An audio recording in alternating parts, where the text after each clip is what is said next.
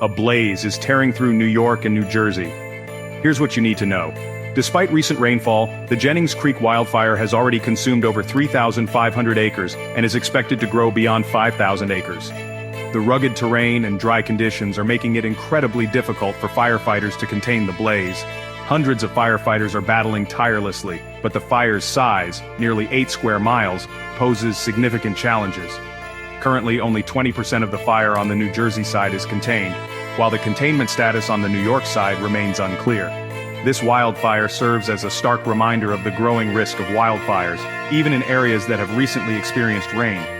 The Northeast's unusually dry conditions have escalated the severity and difficulty of controlling these fires.